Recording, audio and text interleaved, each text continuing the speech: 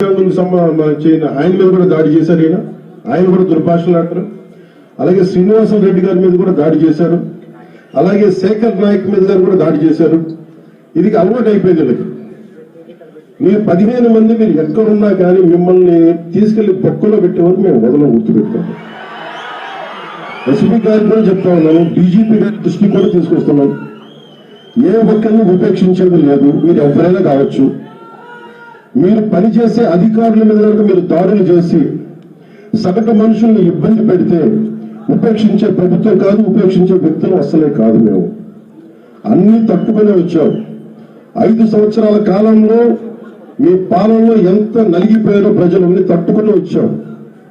ఇంకా మాకు అధికారం ఉంది కదా అని చెప్పి గౌరవ ముఖ్యమంత్రి చంద్రబాబు నాయుడు చాలా సంయమనంతో ఉన్నారు. మా సంయమనాన్ని పరీక్షించకండి, మా సహనాన్ని పరీక్ష పెట్టకండి. చాలా గట్టిగా ఉంటుంది చెప్తున్నాం. దీని తాలూకు పరిస్థితి మర్యాదగా మాట్లాడుతూ ఉన్నాం. రాయలసీమ ఒక్కరి కోట కాదు, ఒక్కరి జాగీరి కాదు, గుర్తుపెట్టుకోండి. మీ ఇష్టానికి వచ్చి ఆ గవర్నమెంట్ ఆఫీసులకు వస్తాం, లెక్క పక్క లేకుండా మాట్లాడతామంటే మేమెవరూ ఊరుకోం. ఈ సందర్భాన్ని పురస్కరించుకొని ఎవరైనా సరే భవిష్యత్తులో ఏ అధికారి, ఒక ఎంపీడీఓల మీదే కాదు, ఏ ఒక్క ప్రభుత్వ అధికారి మీద కానీ జులుం చలాయించినా, ఇష్టారాజ్యంగా మాట్లాడినా ఒక్కొక్కరికి మీకు భవిష్యత్తు చాలా ఖచ్చితంగా ఒక ఖరాఖండిగా ఉంటుంది. మా రియాక్షన్ మీరు గుర్తుపెట్టుకోండి. ఇంకా సంస్కారం కాదు కాబట్టి ఇంకా పద్ధతిగా మాట్లాడుతున్నాను. అధికారంలో ఉన్నాను కాబట్టి ఇంకా బలంగా ఇంకా జాగ్రత్తగా మాట్లాడుతున్నాను. నా సహనాన్ని పరీక్షించకండి. చాలా పద్ధతిగా మాట్లాడుతూ ఉన్నాను. అలాగే వైసీపీ నాయకులకు కూడా మీ నాయకుల్ని నిగ్రహించుకోమని చెప్పండి. రోడ్ల మీద రైతుల కోసం లేని కథలు చెప్పడం కాదు, చేసిన న్యాయానికి కథలు మళ్ళీ ధర్నా చేయడం కాదు. ముందు ఆయన జవహర్ గారిని నేను ప్రతిసారి మాట్లాడుతున్నప్పుడు ఒక దళిత అధికారి మీద దాడి చేసి ఇవన్నీ మాట్లాడి ఇందులో ఎవరెవరో నా చూడండి. శ్రీనివాసరెడ్డి గారు ఉన్నారు, ఆయన రెడ్డి సామాజిక వర్గానికి చెందిన వ్యక్తి. ప్రతాప్ గారు ఉన్నారు, నాకు ఆయన గురించి తెలియదు, ఆయన దివ్యాంగులు. అలాగే శేఖర్ నాయక్ ఉన్నారు, ఆయన షెడ్యూల్ ట్రైబ్స్ సంబంధించిన వ్యక్తి. ఇది ప్రతి చోట ఇది ఒక్కరికి సంబంధం లేదు, ఒక జాతికి సంబంధించింది కాదు.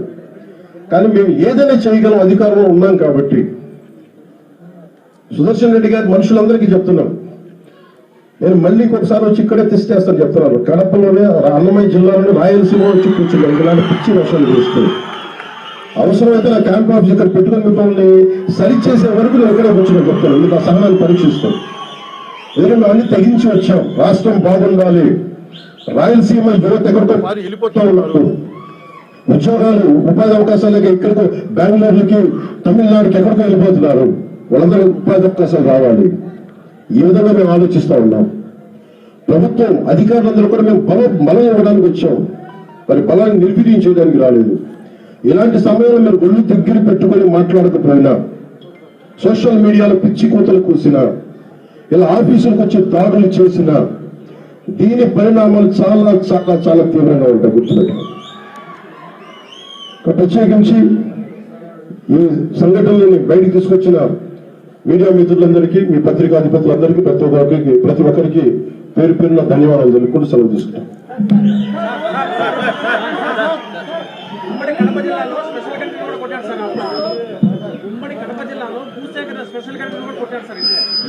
సార్ అని చెప్పండి. ఉమ్మడి కడప జిల్లాలో వీటన్నిటికి సంబంధించి నేను ఇది ప్రత్యేకించి క్యాబినెట్ లో చర్చిస్తాం. ఇప్పుడు నా పేషీకి కూడా తెలియజేశాను. ఇక్కడ ఏం జరిగినాయి మొత్తం రిపోర్టు ముఖ్యమంత్రి గారి టేబుల్ మీద ఉండాలి, డీజీపీ గారి దగ్గరికి వెళ్ళాలి, హోమ్ మినిస్టర్ గారి దగ్గరికి వెళ్ళాలి, అలాగే క్యాబినెట్ సదస్సులు అందరి దగ్గరికి వెళ్ళాలి, అలాగే జిల్లా ఇన్ఛార్జ్ మంత్రికి కూడా వెళ్ళాలి. ఇందాక మాట్లాడుతూ ఉంటే ప్రతి చోట ఏమేమి తప్పులు జరిగినాయి, ఎలాంటి మనకి ల్యాండ్ ఎన్క్రోచ్మెంట్స్ ఏం జరిగాయి కూడా మా దృష్టిలో ఉన్నాయి. అలాగే అడవుల్లో మన బొగ్గుని అక్రమంగా చేసేస్తాను, అది కూడా వెంటనే నేను పీసీసీఎఫ్ గారితో మాట్లాడాం. ఇవన్నీ కూడా చర్యలు తీసుకుంటాం.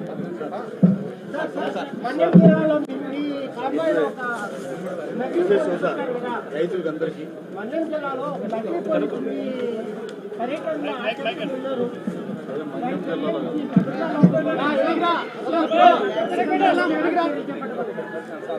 నిజంగా చెప్పాలంటే నా భద్రత అంటే నాకు ఆశీర్వేస్తుంది. ఈరోజు పొద్దున్నే నేను ఈ పర్యటనకు వస్తామంటే నా దృష్టికి తీసుకొచ్చారు. ఒక ఐపీఎస్ అధికారి ముసుగులో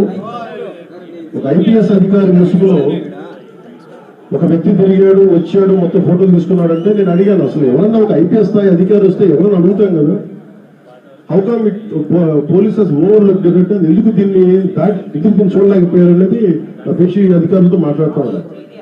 ఇది కేవలం నాకు పనిచేయడం తెలుసు, రాష్ట్ర పోలీస్ శాఖ బాధ్యత, ఇది ఇంటెలిజెన్స్ శాఖ బాధ్యత, హోంశాఖ బాధ్యత, అలాగే డీజీపీ గారి బాధ్యత. నాకు పనిచేయడమే తెలుసు. అధికారం ఉన్నా లేకపోయినా పనిచేస్తాం. ఈరోజు అధికారం ఉన్నా పనిచేస్తాం, రక్షణ ఉన్నా పనిచేస్తాం, రక్షణ లేకపోయినా పనిచేస్తాం.